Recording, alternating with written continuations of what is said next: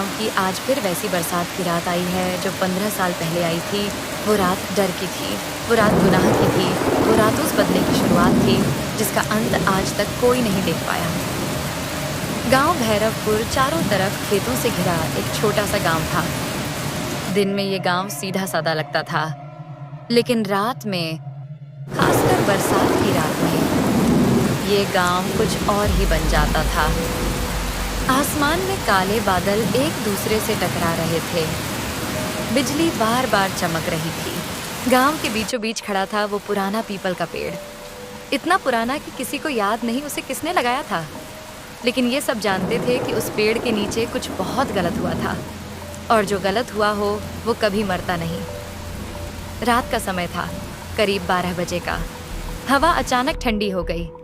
कुत्ते भौंकना बंद कर चुके थे। झींगुरों की आवाज भी जैसे किसी ने काट दी हो। और तभी हवा में गूंजी एक हंसी। हा हा हा हा। ये हंसी न किसी औरत की थी न किसी आदमी की।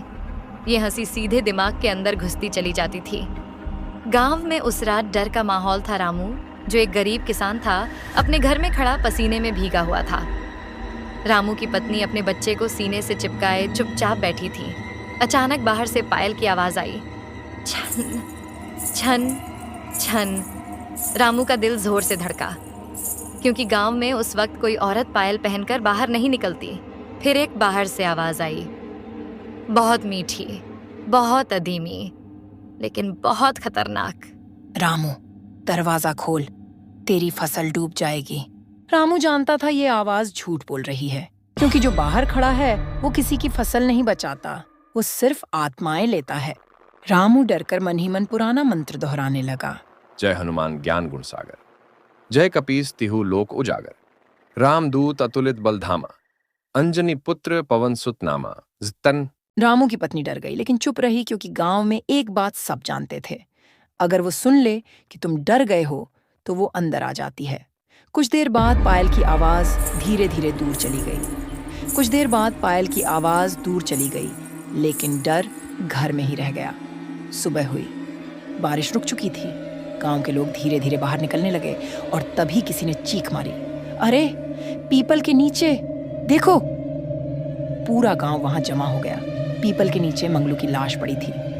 मंगलू, जो कल रात खेत देखने गया था, उसकी आंखें खुली हुई थी, लेकिन उनमें जिंदगी नहीं थी। उसका मुंह ऐसे खुला था जैसे वो मरते वक्त किसी को पहचान गया हो।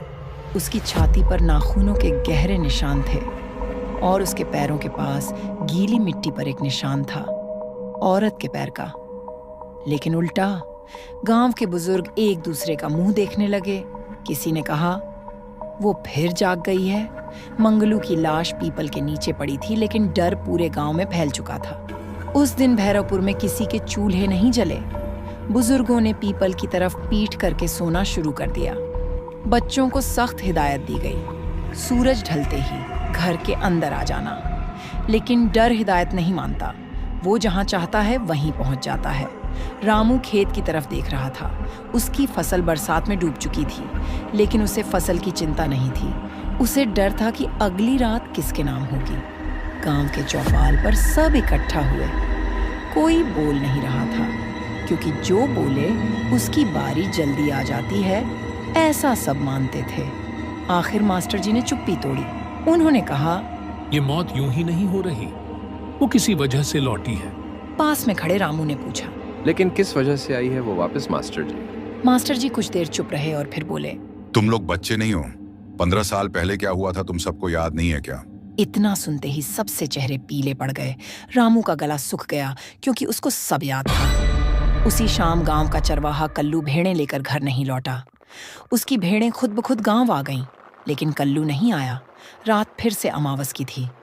बारिश फिर शुरू हो गई, और फिर पीपल के पास पायल की आवाज, छन छन।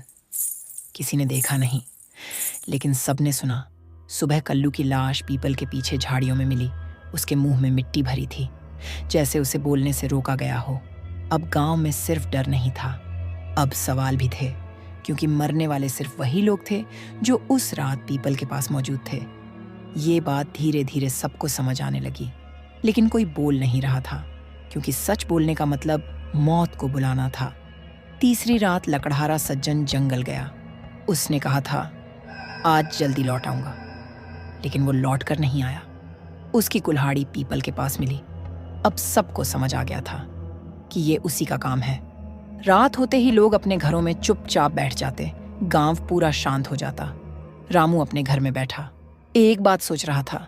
चुड़ैल हर किसी के घर नहीं जाती, कुछ खास घर ही जाती है, जैसे उन्हें पहचानती हो। कल्लू की लाश मिलने के बाद भैरवपुर अब गांव नहीं रहा। वो एक ऐसा इलाका बन गया जहां लोग जिंदा होकर भी डर के साथ जी रहे थे। सुबह का सूरज उगता तो था, लेकिन उसकी रोशनी गांव तक पूरी नहीं पहुंचती थी। ऐसा लगता था जैसे डर ने आसमान तक अपना कब्जा कर लिया हो। अब गांव में कोई अकेला नहीं चलता था। दो लोग भी साथ चलते तो बीच बीच में पीछे मुड़कर देखते, क्योंकि उन्हें लगता था कोई है जो दिखाई नहीं देता, लेकिन चलता उनके साथ ही है। पीपल का पेड़ अब सिर्फ पेड़ नहीं था, वो एक निशानी था, मौत की, गुनाह की और उस बदले की जो अभी पूरा नहीं हुआ था। गांव के चौपाल पर फिर से भीड़ जुटी, लेकिन इस बार खामोशी और भारी थी। इस बार कोई रो नहीं रहा था, क्योंकि अब रोने की भी हिम्मत नहीं बची थी। मास्टर जी फिर से खड़े हुए। उनके चेहरे पर पहली बार डर साफ दिख रहा था। उन्होंने कहा, अब ये बात छुपाने से कुछ नहीं होगा। अगर आज नहीं बोले तो कल बोलने वाला जिंदा नहीं बचेगा। इतना सुनते ही भीड़ में खड़ा एक आदमी अचानक कांपने लगा। उसका नाम था जोगेंद्र। जोगेंद्र उसी रात पीपल के पास था, 15 साल पहले। वो चीख पड़ा, बस करो, मुझे मत मारो। सब लोग उसकी तरफ देखने लगे। रामू का दिल और तेज धड़कने लगा, क्योंकि अब पहली बार कोई जिंदा इंसान खुलकर टूट रहा था। जोगेंद्र जमीन पर बैठ गया और रोते हुए बोला, हम सब दोषी हैं। किसी न्यू से बचाने की कोशिश नहीं की। सबने आंखें बंद कर ली थी। इतना कहते ही भीड़ में एक और आवाज आई, सच बोल जोगेंद्र। ये आवाज किसी आदमी की नहीं थी। ये आवाज चारों तरफ से एक साथ आई थी। सब समझ गए, वो सुन रही है। उसी रात जोगेंद्र अपने घर में मरा पाया गया। अब गांव को कोई शक नहीं था। अब ये साफ था, जो बोलेगा वो मरेगा, जो चुप रहेगा वो भी मरेगा। सिर्फ समय तय करेगा कब। रामू उस रात सो नहीं पाया। उसी रात रामू के घर एक और आदमी आया। उसका नाम था भोलू, गांव का पागल। लेकिन उसकी आंखों में उस रात पागलपन नहीं था, डर था। भोलू ने धीमी आवाज में कहा, रामू, अब वो मुझे बुला रही है। रामू चौंक गया। तू भी वहां था? भोलू हंसा, लेकिन वो हंसी बहुत दर्दनाक थी। उसने कहा, मैंने उसकी चीख सुनी थी, लेकिन मैं हंसता रहा। इतना कहकर भोलू अंधेरे में गायब हो गया। अगली सुबह भोलू की लाश पीपल के नीचे नहीं थी। वो पीपल से लटकी हुई थी, जैसे उसे दिखाया जा रहा हो।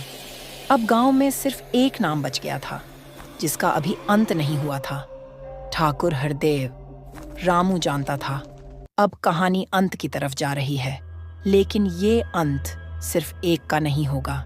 उस रात भैरवपुर में कोई सोया नहीं। आज अमावस की रात थी, वही रात जो 15 साल पहले सब कुछ बदल चुकी थी। ठाकुर हरदेव अपनी हवेली में अकेला था। उसने हर दरवाजा बंद कर लिया था, हर खिड़की कील से ठुकवा दी थी।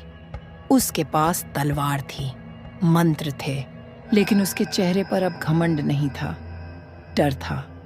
अचानक हवेली के बाहर पायल की आवाज आई, छन छन। ठाकुर कांप उठा। उसने चिल्लाकर कहा, आजा, आज देख ही लेते हैं। हंसी गूंजी, हा हा हा हा। हवेली के अंदर हवा ठंडी हो गई। फिर अचानक ठाकुर ने उसे देख लिया। जली हुई देह, कटी हुई गर्दन, उल्टे पैर, लक्ष्मी। उसकी आवाज अब मीठी नहीं थी। वो बोली, 15 साल मैंने इंतजार किया। हर चीख, हर आंसू मुझे यहाँ तक लाया है। ठाकुर पीछे हटा, लेकिन पीछे दीवार थी। लक्ष्मी आगे बढ़ी और अचानक हवेली की दीवारें खून से लिपट गईं। ठाकुर चिल्लाया, लेकिन आवाज बाहर नहीं गई। गांव वालों ने सिर्फ हवेली से आती एक चीख सुनी, जो धीरे धीरे हंसी में बदल गई। हा हा हा हा। सुबह हुई, बारिश रुक चुकी थी। गांव वाले डरते डरते बाहर निकले, और जो उन्होंने देखा वो कभी नहीं भूल पाए। ठाकुर हरदेव की लाश पीपल के नीचे लटकी थी, बिल्कुल उसी जगह जहां लक्ष्मी मारी गई थी। उसकी आंखें खुली हुई थीं, और उसके चेहरे पर डर जमा हुआ था। पीपल के नीचे 2 निशान थे, एक औरत के उल्टे पैर का और एक आदमी के घिसटते हुए। गांव ने चैन की सांस ली। सबने सोचा अब सब खत्म हो गया, लेकिन वो गलत थे। कुछ दिन बाद रामू ने पीपल के पास अगरबत्ती जलाई और धीमी आवाज में कहा, माफ कर देना। तभी हवा चली और एक आवाज आई, अब नहीं। रामू कांप गया। उसी रात गांव के एक बच्चे ने कहा, बाबा